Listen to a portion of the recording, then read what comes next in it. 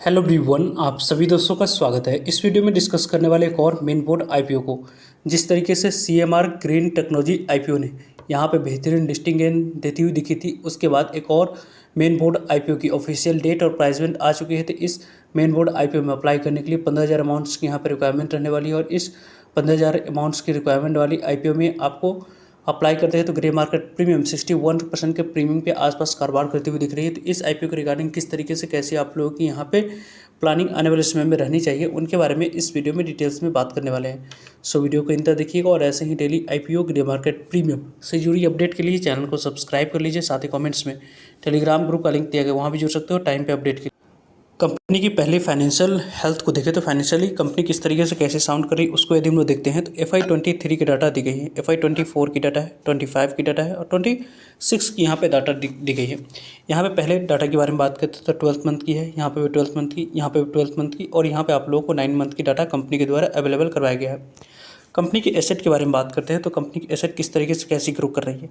पहले कंपनी की एसेट यहाँ पे 29 करोड़ के पास थी, देन यहाँ पे 67 करोड़ के पास, 141 करोड़ के पास और अभी आपको 164 करोड़ के पास दिख रही है। यानी कि कंपनी की एसेट लगातार कंसिस्टेंट यहाँ पे कंपनी की एसेट में ग्रोथ दिख रही है। कंपनी की टोटल इनकम यानी कि रेवेन्यू के बारे में बात करते हैं तो पहले कंपनी के रेवेन्यू 23 में आपको 46 करोड़ के पास थी, 24 में कंपनी की रेवेन्यू बढ़कर 69 करोड़ के पास हुई, 25 में कंपनी की रेवेन्यू बढ़कर 125 करोड़ के पास हुई और अभी यहाँ पे कंपनी की रेवेन्यू 124 करोड़ के पास दिख रही है। यानी कि कंपनी की इस 9 मंथ में भी यहाँ पे कंपनी ने लगातार यहाँ पे रेवेन्यू में इंप्रूवमेंट करके दिखाई है। कंपनी की टैक्स देने के बाद प्रॉफिट के बारे में बात करें तो पहले 10 करोड़ के पास प्रॉफिट थी, देन 15 करोड़ के पास, 25 करोड़ के पास और अभी यहाँ पे 26 करोड़ के पास कंपनी की टोटल प्रॉफिट दिख रही है। टैक्स देने के बाद भी कंपनी की प्रॉफिट लगातार कंसिस्टेंट यहाँ पे ग्रोथ कर रही है। लगभग यहाँ पे 50% से जंप आपको ईयर ऑन ईयर बेस पे यहाँ पे कंपनी की प्रॉफिट में दिख रहा है। कंपनी की इबिटा के बारे में बात करें पहले 13 करोड़ के पास थी, 19 करोड़ के पास, 37 करोड़ के पास और अभी आप लोगों को 37 करोड़ के पास कंपनी की इबिटा दिख रही है।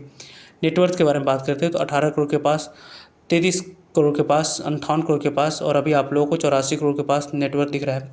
रिजर्व एंड सरप्लस के बारे में बात करें 18 करोड़ के पास, 33 करोड़ के पास, 58 करोड़ के पास और अभी आप लोगों को 52 करोड़ के पास रिजर्व एंड सरप्लस यहाँ पे दिख रही है। कंपनी की टोटल बोरोइंग के बारे में बात करते हैं तो लगभग 6 करोड़ के पास, 20 करोड़ के पास, यहाँ पे आप लोगों को 75 करोड़ के पास और अभी भी आपको 65 करोड़ के पास कंपनी की टोटल बोरिंग दिख रही है। बोरिंग टर्म्स में यदि हम लोग डिस्कस करें तो लगातार कंपनी की बोरिंग बढ़ी है, लेकिन अभी यहाँ पे कंपनी की बोरिंग में गिरावट आई है। फाइनेंशियल हेल्थ के अकॉर्डिंग बात करें तो कंपनी की फाइनेंशियल हेल्थ के अकॉर्डिंग इस कंपनी को 4 आउट ऑफ 5 स्टार यहाँ पे इस कंपनी की फाइनेंशियल हेल्थ हम लोगों को दिख रही है। इस तरीके की ऐसी यहाँ पे कंपनी की फाइनेंशियल हेल्थ दिख रही है। कंपनी की ओवरऑल कंपनी की फाइनेंशियल हेल्थ को देखें उनके बारे में बात करते हैं तो एडविट ज्वेल्स आईपीओ की यहाँ पे ऑफिशियल डेट और प्राइसमेंट आज के डेट में आ चुकी है। 23 जून से आईपीओ ओपन होगी, 25 जून इस आईपीओ की क्लोजिंग डेट है। यानी कि 23 जून, 24 जून, 25 जून, इन 3 डेट को इस मेन बोर्ड आईपीओ में आपको अप्लाई करने के लिए समय रखा गया है। कंपनी की फेस वैल्यू 10 रुपीज़ रखा गया है। प्राइसमेंट के अकॉर्डिंग अपर प्राइसमेंट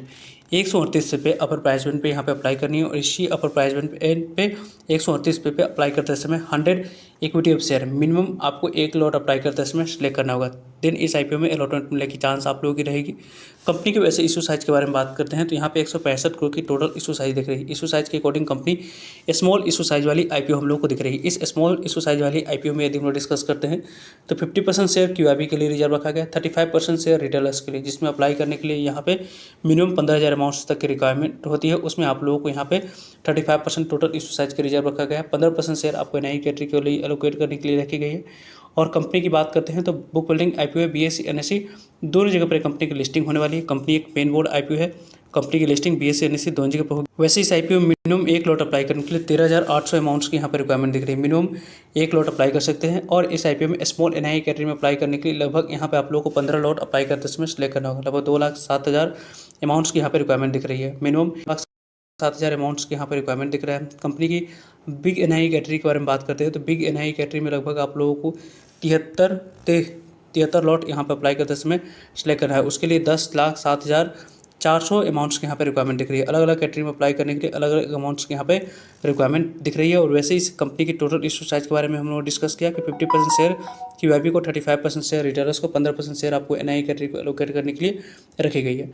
वह इस कंपनी की आने वाले समय में इंपॉर्टेंट डेट्स भी यहाँ पे रहेगी जो कि आपके लिए रहने वाली है। वो आपको 22 जून एंकर इन्वेस्टर के लिए विंडोज़ ओपन रखा जाएगा। उसमें आप लोगों को लगभग टोटल इशू साइज में से 35,88,700 एंकर इन्वेस्टर को एलोकेट किया जाएगा, उसकी जो 50% शेयर की लॉक इन पीरियड टाइम समाप्त होगी, जिसमें आप लोगों को 50% शेयर सेल करने की अपॉर्चुनिटी यहाँ पे आपको लॉक इन पीरियड टाइम में एंकर इन्वेस्टर को मिलेगी 23 जुलाई को और 22 सितंबर को यहाँ पे रेस्ट ऑफ 50% शेयर को सेल करने की अपॉर्चुनिटी आने वाले समय में मिलने। इंपॉर्टेंट डेट्स के बारे में बात करें, 23 जून इस आईपीओ में ओपनिंग डेट रखी गई, 25 जून क्लोजिंग डेट है, 29 जून अलॉटमेंट डेट रखी गई, 13 जून यहाँ पे आप लोगों को पैसे रिफंड करने की डेट, 13 जून को डीमेट अकाउंट में शेयर को क्रेडिट करने की डेट है, 1 जुलाई को कंपनी की लिस्टिंग BSE NSE दोनों जगह पर कंपनी की लिस्टिंग होते हुए दिख जाएगी। इस कंपनी के बारे में बात करते हैं तो यहाँ पे जो कंपनी के द्वारा पैसा जा रहा है उसमें से आपको 65 करोड़ पैसा यहाँ पे वर्किंग कैपिटल रिक्वायरमेंट को फुलफिल करने के लिए यूज़ करेगी और रेस्ट ऑफ अमाउंट्स यहाँ पे 65 करोड़ की बात करते हैं तो यहाँ पे कंपनी की पैसे की यूज़ कंपनी के द्वारा जो डेट हम लोगों ने देखा है उस डेट को रीपेमेंट करने के लिए सर्टन यहाँ पे कुछ आउटस्टैंडिंग बोरिंग है उसको रीपेमेंट करने के लिए यूज़ कंपनी करेगी, यानी कि ऑलमोस्ट यहाँ पे आने वाले समय में अपने आप को डेट फ्री कंपनी करने वाली, जिसके कारण से कंपनी की प्रॉफिटेबिलिटी यहाँ पे और ज़्यादा इंप्रूव होते हुए दिख सकती है। उसके बाद इस कंपनी में आने वाले समय में बैलेंस शीट के बारे में बात करते हैं, उसमें आप लोगों को क्वार्टर एंड क्वार्टर बेस पे UN बेस पे YNY बेस पे भी इस कंपनी की प्रॉफिटेबिलिटी में यहाँ पे अच्छे इंप्रूवमेंट इन फ्यूचर दिख सकती है। वैसे इस कंपनी के बारे में बात करते हैं तो यहाँ पे इस कंपनी की शुरुआत यहाँ पे 2019 में की गई थी। एडविट ज्वेल्स कंपनी आप लोगों को लीडिंग ज्वेलरी कंपनी है जो कि यहाँ पे मैन्युफैक्चरिंग करती है, फाइन ज्वेलरी हो गई। यहाँ पे इस कंपनी की जो आपको डायमंड हो गया ज्वेलरी की बात करते हैं वहाँ पे कंपनी की पूरी तरीके से प्रेजेंस दिख रही है और आने वाले समय में इस सेक्टर में और ज़्यादा डिमांड्स रहेगी जैसे ही इन्फ्लेशन यहाँ पे कंट्रोल में आती है और US ईरान की जो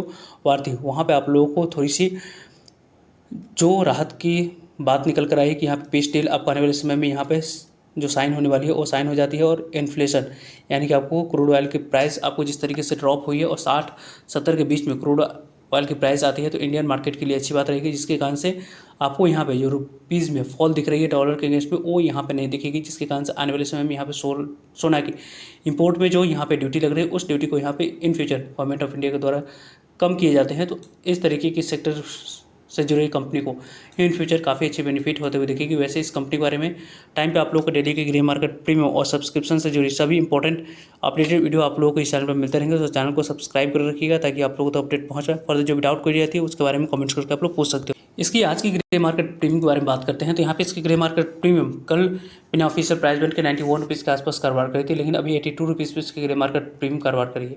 138 रुपीज़ जो कटर प्राइस है उसमें 82 रुपीज़ एड ऑन करते हैं तो 220 रुपीज़ लिस्टिंग प्राइस निकल कर आ रही है। एक लोट पे आपको 59% के पास लिस्टिंग मिलने के चांस है। लगभग 8200 के आसपास से IPO आने वाले समय में आपको लिस्टिंग देती हुई दिख रही है। इस तरीके से इसकी ग्रे मार्केट प्रीमियम में SSG रिपोर्ट के अनुसार से कारोबार होते हुए दिख रही है। वैसे इस IPO के बारे में टाइम पे आप लोग सभी अपडेट मिलते रहेंगे, सो जुड़ रहेगा ताकि आप लोगों तक अपडेट पहुँच जाए। फर्दर जो भी डाउट करिए कमेंट्स का आप लोग पूछ सकते हो। आई होप आपके लिए सारे इन्फॉर्मेशन यूजफुल है। वीडियो को लाइक, चैनल को सब्सक्राइब और शेयर करने के लिए आप सभी का धन्यवाद। मिलता है एक नई इन्फॉर्मेटिव वीडियो में, तब तक के लिए जय हिंद जय भारत।